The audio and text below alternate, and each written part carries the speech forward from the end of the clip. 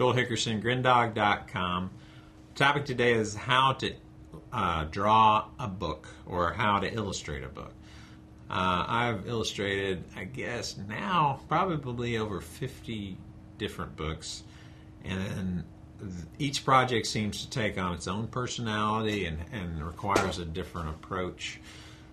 Some of them have been, for instance, picture books, and picture books take an entirely different approach than, say, a chapter book. On a picture book, for instance, the pictures are what's selling that book. The storyline is going to be kind of neat and nifty, but if you don't illustrate that book to where it really emphasizes the text and even the words, you illustrate the letters sometimes each of the words.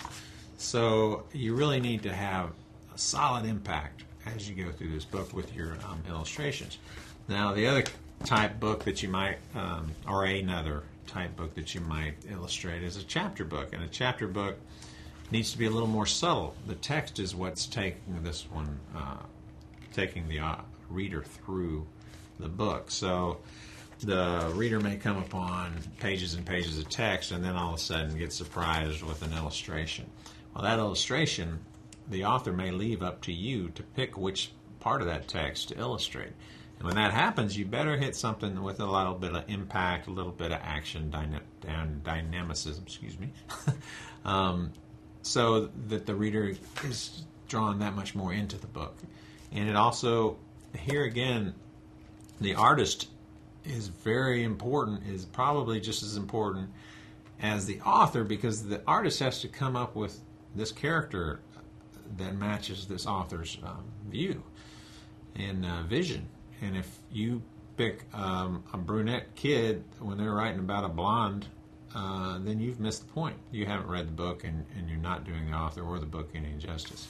And then there's other types of books, and you'll come upon manuals, maybe even rules books. I illustrated this one book for a rugby referee that created a referee rules book. Well, we took a humorous bend to it, and we actually picked people that he knew, and we throw them into the book. And it created a little more personalization. Plus, you already knew these guys' personalities, so you didn't have to create the personality. Or you might get a how to draw book, which usually is, if it's a younger audience, it's even bigger. Which, man, these are the greatest projects in the world because you can draw big, and and you actually get to share your craft.